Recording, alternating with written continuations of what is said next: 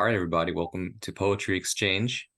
Today's guest reader is Seth Walker, and let me go ahead and post Seth's little bio. Oh, that's a long bio. I will do it in parts. So let's see this part first.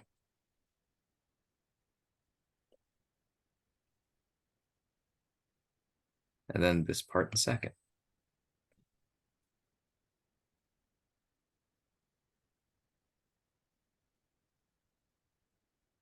We got a few stragglers coming in. That's great. We love to see more people.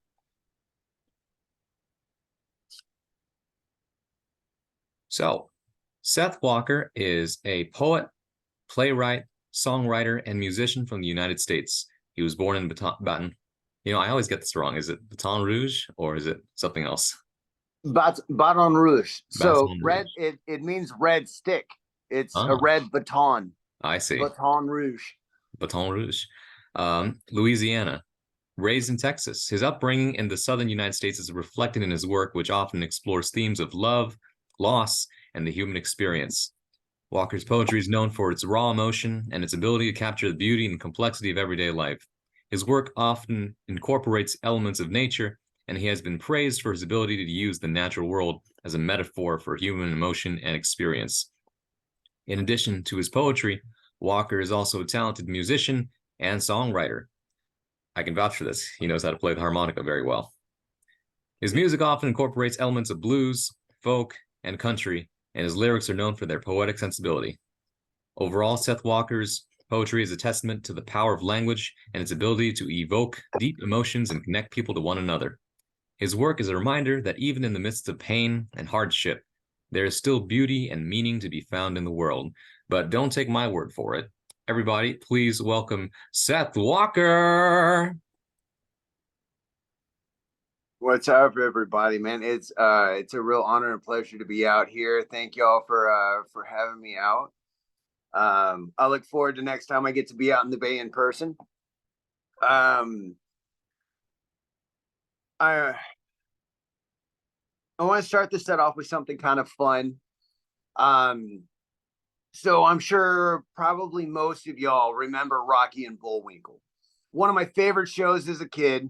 And it had all these little kind of bits in it. And one of my favorite ones was Fractured Fairy Tales, where they would take a fairy tale and then mess it up a little bit and make a better story out of it. So as a poet, I love love.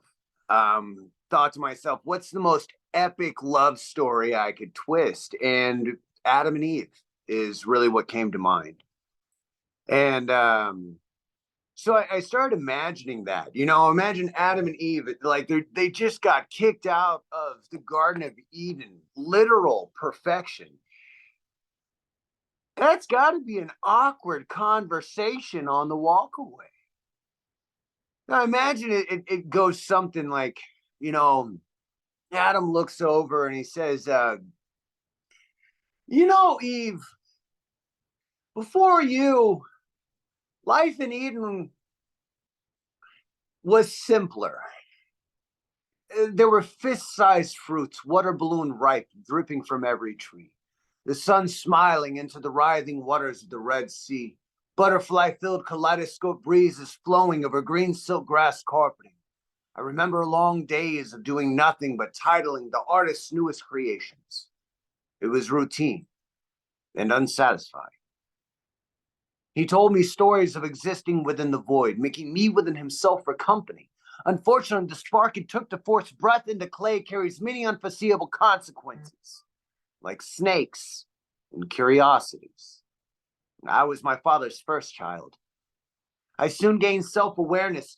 Being the only one of my kind, my wine-sack stomach knew the sickly fullness of too much. Before cancer had a constellation to call shoreline, it was you. Beating through my skin, God offered to pry out my heart's favorite rib, create a lover-shaped hole in my chest, but filled a trace space made from fingertips touching with pieces of the very bone that gently listened to my heartbeat's first whispered rhythms, ground stardust fine, reconstructed to the tune of Venus. The artist compromisingly crafted another reflection, so at least one of us could exist who'd never know being lonely. That was my job. When I heard the thunder clap, we'd only been apart a few moments that day. It wasn't fair. People learn about forked tongues only after dealing with them. It wasn't your fault. We both wanted to be wise like God. Before you came, I took a bite of the forbidden fruit too. It's how I figured out I was alone in the first place. I knew we were naked this whole time. It's one of the reasons I always asked you to jump for the high fruits and gather berries at the bottoms of the bushes. I can't help myself. You were made for me. We've never had to question being soulmates. Now we love so much like God, it makes him jealous. I bet one day he even writes a commandment about it. My love, let him keep eternity. And I'll die in your lap, head back, your eyes guiding my descent into ether. I'll remember first discovering how our pieces fit, learning sensations of life swelling in your belly, the feeling of a new consciousness ripening in your vessel, the longing to touch them to your lips, more than cage them in your ribs. Let us teach our children that Eden was all rules and gates. We'll rewrite the history on the walls of caves, saying that we escaped. The pain of thorns on my feet will only spur smiles, knowing when I left God, the best thing he ever made came attached to my palm. My dearest Eve, God does not know what he let go of. I will not make that same mistake. I'm not upset with you. This is our genesis. I know now that we are human, imperfect and beautiful, scratched mirrors playing as their reflection. We were once, are now, and will forever be one. Beyond the day that our clay settles back into earth, we will always have our story. Besides, if life were perfect, it'd be boring and thus imperfect. So let's leave Eden to God. We have a world to create. Thank you. Good. I saw my buddy Trey on there. What's up, homie? I actually quit drinking a few months ago. I did non-alcoholic beer. For those who know me, this is probably the most impressive thing you've ever seen me slam back is non-alcoholic beers. But I've been dealing with a lot of loss over the past year. Since COVID, people have just been dying left and right and left and right. And a big part of my writing over the past few years has really been trying to actively use art to process my trauma, to try to heal through some of this. And that was one of the reasons for focusing more on my mental and emotional health and getting away from alcohol for a little while and really focusing on going through that grief process in a smooth and healthy way. And so in writing several years back, my grandmother, she was out walking her dog and she got vertigo. She fell and she hit her head and she got an aneurysm. It was terminal. So I took off work and I went and I stayed with my mom at my grandma's place for about a month and helped take care of my grandma while she was passing. I knew it was going to be a lot to handle. And so I wrote every day. Years went by and I realized when I was going through more grief that I could return to my writing. But man, out there, as far as art on grief, a lot of it is religious based. And so if you don't speak that language, it doesn't speak to you. And I'm sorry, I need some profanity and rawness, in whatever I'm taking in, it's just some people need that edge. And so I'm at the end, I actually hired a therapist and went through and edited this book over the course of a few months, and it's called Processing Death. It's available on the website, but I highly suggest it for any young people that you have in your life that are trying to deal with the loss of a loved one. This is a really, really good book to pass off to them, because it goes through, a lot of the things that we don't talk about in the death process, but tries to keep it real while having a sense of humor and lightheartedness to some of it. But definitely, if you or a loved one is going through the grieving process, and they're looking for something that's a little bit more aligned and they're a little bit more on the fringe, this is something I would highly suggest passing off. This is number 3, written on 7/12.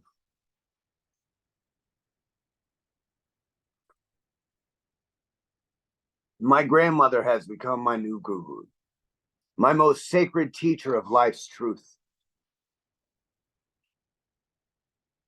She is teaching me that porcelain skin must be polished daily. That family means I will bathe you with warm water, bearing tears of joy and forehead kisses gratefully. That life comes full circle. She changed my diapers and now I change hers. This is how my grandmother is teaching me about karma. I am finding depths of compassion I didn't know were hidden in this echo hollow chest. Finding the joy in selfless sacrifice is no longer a spiritual catchphrase. I understand now. 19 years running from the Bible, but she finally found a way to make me read it daily. To her,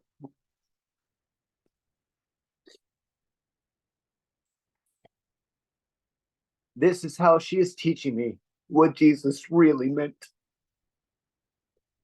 While rubbing aloe vera across my grandmother's butt cheeks, the nurse gave me 2 critiques. One, you gotta really slather it on there thicker. The more, the better. And you really gotta get in those cracks. Yeah, every one. This is how my grandmother's teaching me that all bodies are holy and equally worthy of worship. I slept on the couch beside her living room hospital bed. I will not leave her side. I tried to sleep in her old bedroom, but couldn't ignore her midnight groans for my own selfish rest. The "oh me, mercy, Jesus" that she sings in her sleep when turning. This is how she is teaching me of loyalty. Last night she asked me how I'll know when I've met that right person to love. I told her I didn't know. She told me I will. We agreed to disagree. She said I have too big a heart to not share it with someone. I told her I live in the mountains. I work with 16 kids who I feed daily. I have an epic personal library. She just lowered and shook her head. This is how my grandmother is teaching me how much I cannot learn from books. While cleaning the dried feces from under her nails today, I thought about every time I've kissed her hands this week, but found no regret in my soul. I finally understood the joy of comforting the suffering, the peace of knowing that you prove someone is still lovable by eating a little bit of shit without complaint. This is how my grandmother is teaching me what a heart is capable of. One day, while changing my child's diaper, like a fucking pro, I will whisper into their ear, "Your grandmother taught me how to do this. Though I do not speak the language of children, I know that they will understand. This tongue I'm learning is universal. This is how my grandmother is teaching me this language of love." Thank you. So I figure I cry in therapy, so I cry on stage because it's cheaper than therapy. And, if you got to get it out,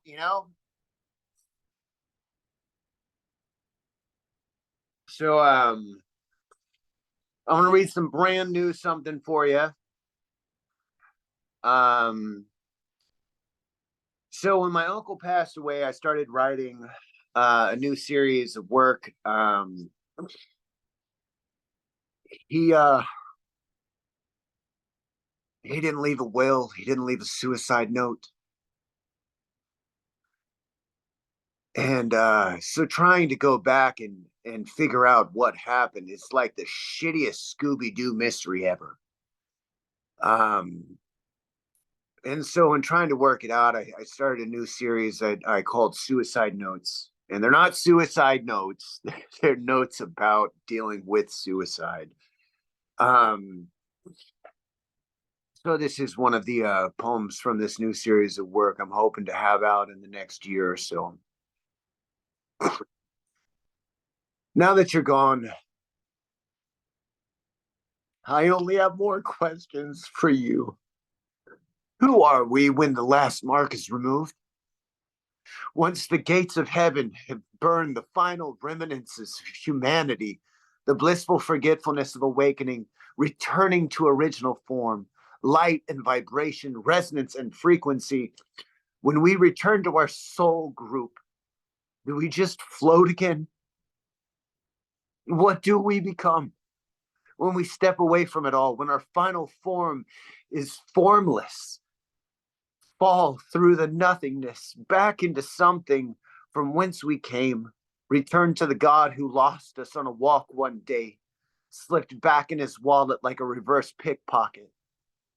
When we get home, will we ever be tempted again to return to the fall, to dance again in a mortal coil, to forget that point, to forget that the point was to forget, then to forget about the bullshit, wake up from the truth of forgetfulness and remember it all again? I'm glad you finally understand this now. I just really wish you were here to explain it to me. Tell me all those things that you can only know once you're not here. Ironic, I know. This this is the not so funny part of the joke, where it lingers too long in silence for the punchline to still be funny.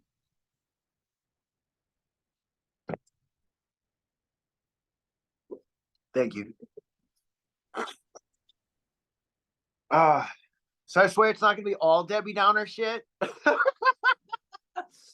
um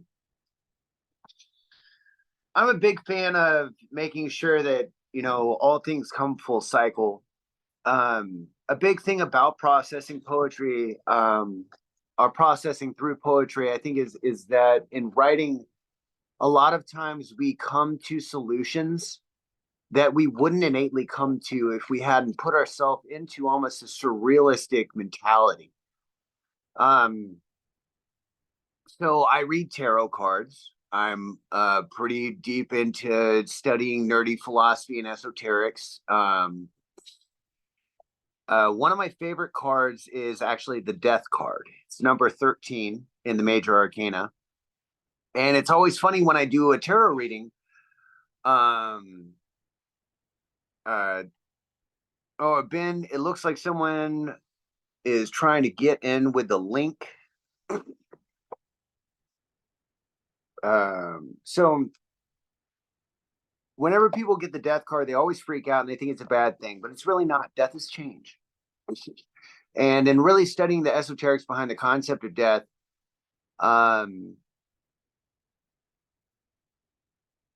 cancer is scary. Cancer is the product of a lack of a healthy level of death in your body.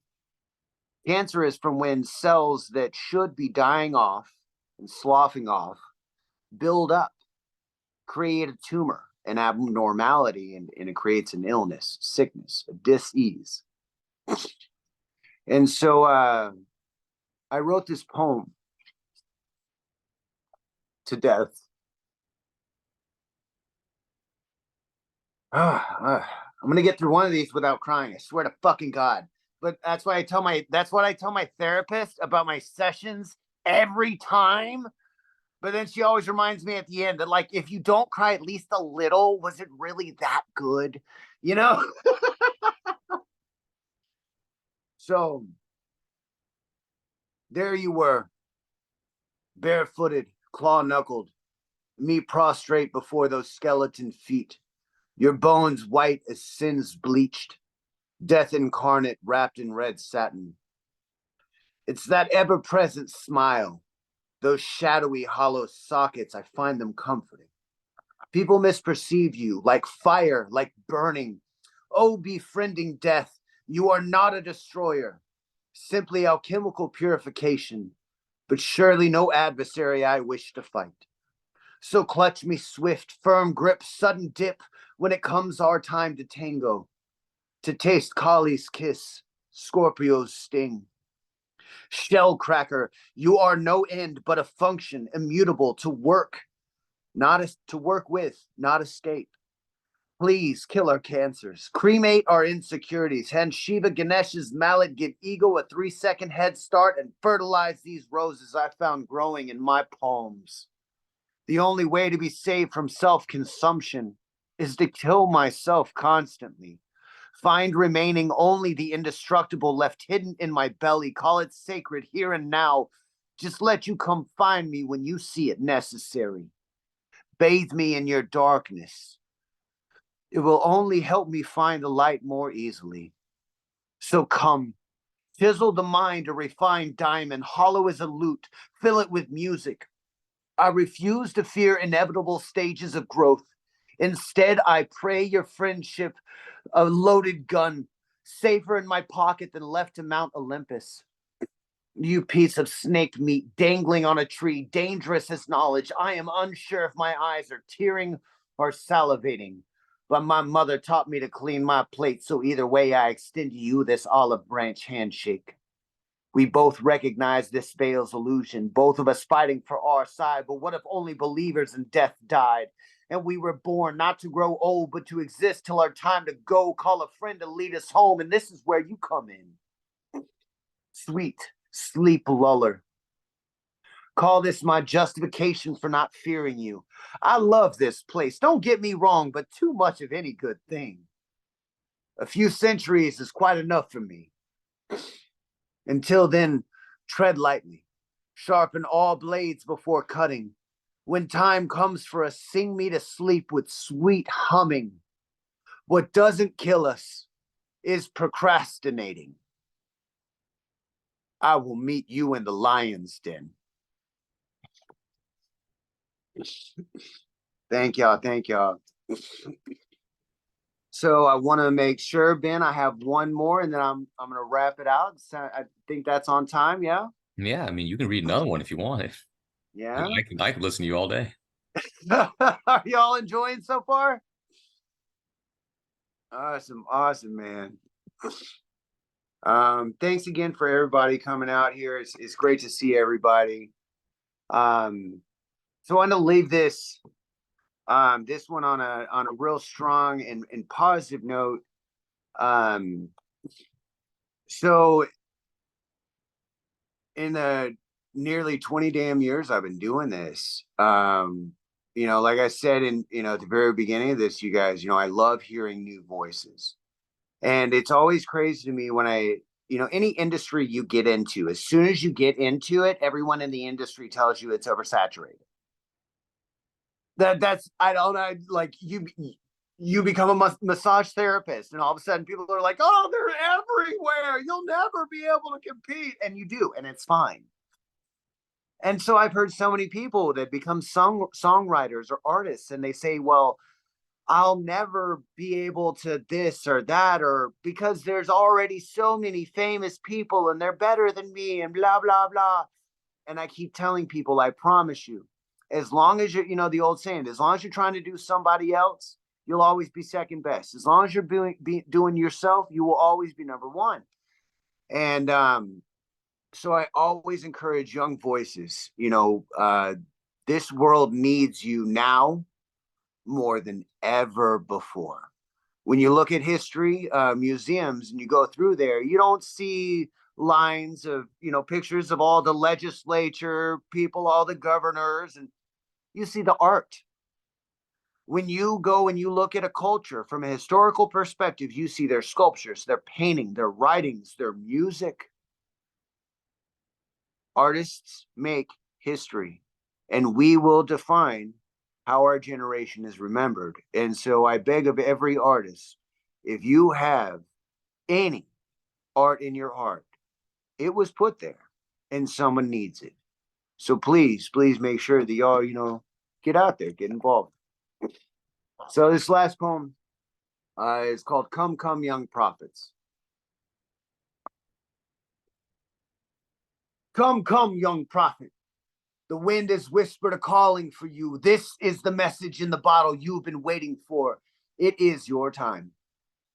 The asphalt is now thirsty for your foot kisses. These battlegrounds, now satiated with blood, no longer call your name with youth's obligation, but your homeland still calls your name with youth's obligation. Come, come, young prophet. Bring your quivering lip to megaphone, hand to pen, pen to pad, pad to booth, booth to viral revolution. Feed us your truth through a YouTube channel. Show your pain through a dubstep screech track. Show your love by forgiving this stagnant generation above you who created this world. It is now your job to clean up. Come, come, radical thinker. Outspoken as you are, you will never scream louder than you are justified. You are justified in every window smashed in revolt. Your chains are no longer fashionable. Fascism no longer passable as democracy. Corporations own more of your mind than your parents do. You are the only one left who has the power to speak for you. Speak louder, young prophet. Louder, louder, young prophets. When the Pharisees come to ask for your validation, remind them that you speak on behalf of the winds of change. If they cannot hear the new tides rolling in, act in waves their deaf ears can't deny.